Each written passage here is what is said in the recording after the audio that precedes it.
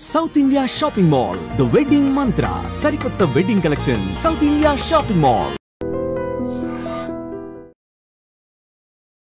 Welcome to iDream media. So diabetes, sugar వ్యాధి ఈ మధ్య కాలంలో ప్రతి ఇంట్లో ఉంటూ ఉన్న సమస్య.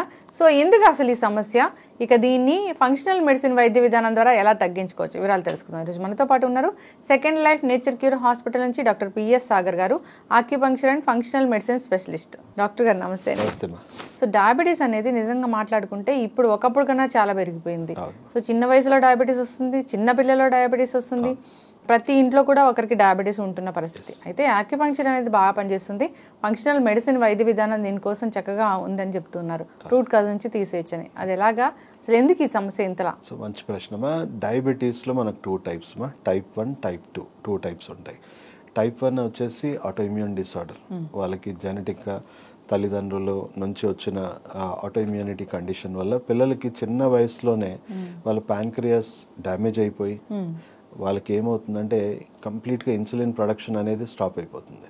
సో దానివల్ల కంప్లీట్గా వాళ్ళ జీవితాంతం ఇన్సులిన్ మీద ఆధారపడాల్సిన పరిస్థితి. సో మన దగ్గర ఆటోఇమ్యూనిటీకి కంప్లీట్గా రీప్లేస్ చేసే ఒక ట్రీట్మెంట్ ఉంది, ట్రాన్స్ఫర్ ఫ్యాక్టర్ థెరపీ అంటాం. సో వాళ్ళ బాడీలో ఇంకా జీవితాంతం అదే ఇమ్యూనిటీని క్యారీ చేయాలి, ఆ డిఫెక్టివ్ ఇమ్యూనిటీని క్యారీ చేయాల్సిన అవసరం లేదు. సో వాళ్ళ ఇమ్యూనిటీని కంప్లీట్గా ఒక 1 to 2 yearsలో మనం కొత్త ఇమ్యూనిటీతో రీప్లేస్ చేయొచ్చు. First primary source mother milk. So రావడం డిఫెక్టివ్, లేదా ఇప్పుడున్న వాళ్ళకి చిల్డ్రన్ ఫీడ్ ఏదైతుందో చాలా రకాల ప్రోడక్ట్స్ చిన్నప్పటి నుంచే ఇస్తున్నారు కదా, దానివల్ల కూడా డ్యామేజ్ అవుతున్నాయి. మదర్ మిల్క్ ద్వారా వస్తుందా? మదర్కి ఆల్రెడీ ఆటోఇమ్యూన్ డిసార్డర్స్ హిస్టరీ ఏమైనా ఉందనుకోండి, వాళ్ళ నుంచి వాళ్ళకి అలా రావచ్చు. అండ్ ఇంకొకటి ఏంటంటే ఇప్పుడు వాళ్ళు తింటున్న చిల్డ్రన్ ఫీడ్ ఏదైతుందో చాలా ప్రోడక్ట్స్ వాడుతున్నారు కదా, బేబీ ఫీడ్స్, వాటిలో కూడా చాలా ఉన్నాయి కదా, టాక్సిక్ ఎలిమెంట్స్ ఉన్నాయి కదా, వాటి వల్ల కూడా కొంతమందికి వస్తున్నాయి. సో అల్టిమేట్గా మనం ఇమ్యూన్ సిస్టమ్ని కంప్లీట్గా మళ్ళీ న్యూ ఇమ్యూనిటీతోని వాళ్ళని మనం చేంజ్ చేసుకొని వాళ్ళకి ఇంకా ఫర్దర్ డ్యామేజెస్ అనేవి ఆగిపోవచ్చు. అండ్ మంచి హర్బ్స్ ఉన్నాయి మనకి, ఎస్పెషలీ చెప్పుకోవాలి అని అంటే జిమ్నేమా సిల్వస్ట్రోన్ అలాంటి కొన్ని మంచి మంచి హర్బ్స్ ఉన్నాయి. దాని పొటెన్షియల్ ఏంటంటే డ్యామేజ్ అయిన ప్యాన్క్రియాస్ బీటా సెల్స్ని మళ్ళీ రీజనరేట్ చేస్తుంది. సో అప్పటి వరకు వాళ్ళని ఇన్సులిన్ మీద డిపెండ్ అవ్వనియాలి. మనం సైమిల్టేనియస్గా ఈ ఫంక్షనల్ మెడిసిన్ ద్వారా ఆ రూట్ కాజ్ని కూడా మనం కరెక్ట్ చేసుకొని, ఆ ఇమ్యూనిటీని కరెక్ట్ చేసుకొని, తర్వాత వాళ్ళ డ్యామేజ్ అయిన ప్యాన్క్రియాస్ బీటా సెల్స్ అని రీజనరేట్ చేసుకొని శరీరంలోనే ఇన్సులిన్ ప్రొడక్షన్ని మనం డెవలప్ చేయగలిగితే ఫ్యూచర్లో వాళ్ళు ఇన్సులిన్ వాడాల్సిన అవసరం తగ్గుతుంది, మెల్లిగా టాబ్లెట్స్కి వస్తారు. ఓవర్ ఏ లాంగ్ పీరియడ్ వాళ్ళు కంప్లీట్గా మెడిసిన్ ఫ్రీ కూడా అవ్వచ్చు. అంటే టైప్ 1 కూడా. సో టైప్ 2 చూసుకుంటే జీవన శైలి వ్యాధి.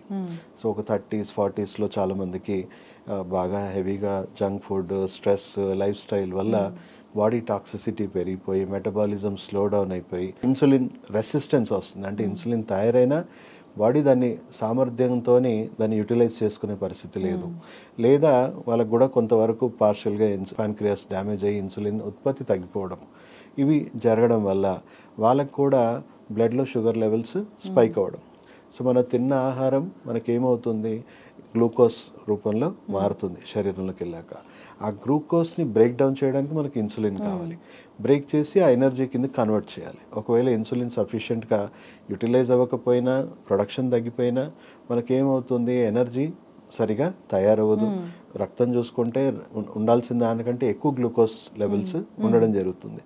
సో మనం పార్షియల్గా ఏం చేస్తున్నాం, మనకు ఆ ఇన్సులిన్ కానీ టాబ్లెట్స్ కానీ ఎక్కడి నుంచి వస్తున్నాయి, అవుట్ సోర్స్ చేస్తున్నాం. వేరే యానిమల్స్ ఏవైతే ఉన్నాయో పంది నుంచి ఎస్పెషల్లీ, వాటి ప్యాన్క్రియాస్లో ప్రొడ్యూస్ అవుతున్న ఇన్సులిన్ మనం టాబ్లెట్ రూపంలో, ఇంజెక్షన్ రూపంలో మోతాదులో తీసుకొని ఈ రోజు ఈ పూట గడిపేస్తున్నాం. ఓకే, అంటే ఇన్సులిన్ అనే సోర్స్ అక్కడ నుంచి వస్తుందా? ఎక్స్టర్నల్ మనం అవుట్ సోర్స్ చేస్తున్నాం. బాడీలో జరగాల్సిన ఫంక్షనాలిటీ సరిగా లేదు కాబట్టి అవుట్ సోర్స్ చేసుకొని ఈ రోజు పూట గడిపేస్తున్నాం. సో ఇలాగే మనం కంటిన్యూ చేయడం వల్ల లోపల ఉన్న డిఫెక్ట్, ఫంక్షనల్ డిఫెక్ట్స్ని అలాగే ఉంచుకోవడం వల్ల లాంగ్ టర్మ్లో ఏమవుతున్నాయి, ఇన్సులిన్ తీసుకున్నా అటు టాబ్లెట్స్ తీసుకున్నా బ్లడ్ అంతా టాక్సిక్ అయిపోతుంది. ఫస్ట్ డ్యామేజ్ అయ్యేది మైక్రో బ్లడ్ సర్క్యులేషన్ అంతా డ్యామేజ్ అవుతుంది. సో దానివల్ల వాళ్ళకి diabetic retinopathy, neuropathy, nephropathy, cardiopathy, ఎన్నో damages, diabetes induce damages. So ఎందుకు అంత దాకా తెచ్చుకోవాల్సిన అవసరం లేదు కదా. ఓకే, ఎమర్జెన్సీలో మీరు టాబ్లెట్స్ వాడుతున్నారు, ఇన్సులిన్ తీసుకుంటున్నారు, ఇట్స్ ఎ గుడ్ మెజర్. ఎమర్జెన్సీలో విషంతోనే ప్రాణాన్ని కాపాడుకోవాలి, మనకు అవసరం అది. కానీ విషమే ఆరోగ్యం కాదు కదా. అలాగే కంటిన్యూ అవుతాయి, దీర్ఘకాలికంగా మనం కాళ్ళు కొట్టేయాలి, గ్యాంగ్రీన్లు అవుతాయి, హార్ట్, లివర్, కిడ్నీ ఎన్నో డ్యామేజెస్ అవుతున్నాయి. సో మనం ఏం చేస్తాం, ఫంక్షనల్ మెడిసిన్లో ఏం చేస్తామంటే, ఇప్పుడు ఆ డ్యామేజ్ అయిన ప్యాన్క్రియాస్ని మీకు ఎలా చెప్పానో రీజనరేట్ చేయడం కానీ, బాడీలో ఉన్న టాక్సిక్ ఎలిమెంట్స్ తీసేయడం కానీ, అవి చేసుకుంటూ డైట్లో కూడా కరెక్షన్స్ చెప్తాం. మన ఆహారంలో చూసుకుంటే, మనం ఆహారాన్ని గ్లైసెమిక్ ఇండెక్స్ పరంగా మనం విభజిస్తే 55 లోపు గ్లైసెమిక్ ఇండెక్స్ ఉన్నదాన్ని కూడా low glycemic or no zero sugar అనొచ్చు. సో 55 to 70 వరకు మీడియం గ్లైసెమిక్ ఇండెక్స్ అనొచ్చు. 70 to 100 high glycemic index foods. So మనం విపరీతంగా తెలియకుండా ఈ టాబ్లెట్లు వాడుతూనే గ్లైసెమిక్ ఇండెక్స్ని మాత్రం తగ్గించుకునే ఆహారం తినట్లేదు. సో చూసుకుంటే, నేను స్వీట్స్ ఆపేసాను డాక్టర్ గారు అని అంటున్నాం. స్వీట్స్లో 100% 100 గ్లైసెమిక్ ఇండెక్స్ ఉందనుకోండి, రైస్, వైట్ రైస్ మన అందరి ఫేవరెట్ వైట్ రైస్. సో దాంట్లో ఆల్మోస్ట్ 87 to 93% గ్లైసెమిక్ ఇండెక్స్ మనకు ఉంది. సో ఆల్మోస్ట్ చక్కెర తినుకుంటా నాకు షుగర్ తగ్గాలి అని కోరుకుంటే ఎంత తప్పు. వైట్ రైస్ తినుకుంటూ తగ్గాలంటే కూడా అంతే. డెఫినెట్గా పాటించాలి. ఎందుకంటే ఇదంతా కరెక్షన్స్ అయ్యేదాకా ఎందుకు షుగర్ పెంచుకోవాలి, ఎందుకు టాబ్లెట్తో తగ్గించుకోవాలి. ఆహారం ద్వారానే ఫస్ట్ నియంత్రించుకోవచ్చు కదా. మనం లో గ్లైసెమిక్ ఇండెక్సే మెయింటైన్ చేయొచ్చు కదా. సో మనకు చాలా ఆప్షన్స్ వచ్చాయి, ఫుడ్ ఆప్షన్స్ వచ్చాయి. మనం చూసుకుంటే బెస్ట్ రైస్, ఒకవేళ మనం గ్రెయిన్ పరంగానే చూసుకుంటే, వైట్ రైస్కి బదులుగా బ్లాక్ రైస్ బెస్ట్. మనం ఎన్నో సార్లు మనం దీని గురించి ప్రచారం చేసాం. దాని గ్లైసెమిక్ ఇండెక్స్ వచ్చేసి 43, ఆల్మోస్ట్ 42.5 ఉంటుంది. అంటే షుగర్ పెరగమన్నా పెరగదు. అండ్ ఆ బ్లాక్ కలర్ ఉంది కదా, అది వండితే పర్పుల్ కలర్ అవుతుంది. హైయెస్ట్ యాంటీ ఆక్సిడెంట్స్, దానివల్ల మీ క్యాన్సర్ ప్రివెన్షన్, బాడీలో ఇన్ఫ్లమేషన్ ఉండదు, ఎన్నో రకాల, అంటే షుగర్ వల్ల వచ్చిన డ్యామేజెస్ కూడా కొంతవరకు రివర్స్ చేయొచ్చు మనం. నెక్స్ట్ మనకు సెకండ్ ఆప్షన్, లేదు సార్ నాకు వైట్ రైస్ తింటేనే తిన్నట్టు ఉంటుంది అంటే, కొత్త వెరైటీ వచ్చింది. వైట్ రైస్లో కొత్త గ్రెయిన్ వచ్చింది, దాన్ని మనం తెలంగాణ సోనా రైస్ అంటాం. సో దాని గ్లైసెమిక్ ఇండెక్స్ వచ్చేసి 51.5. తెలంగాణ సోనా రైస్ అంటే దాన్ని షుగర్ రైస్ అంటున్నారు కదా డాక్టర్ గారు, అదేనా? Sugar free rice, sugar free rice. So 51.5 ఉంది దాన్ని కూడా, ఆ వెరైటీలో. మనం వైట్ రైస్ తిన్న సాటిస్ఫాక్షన్ కూడా ఉంది. At the same time glycemic index below 55, 51.5 అంటే చాలా తక్కువ.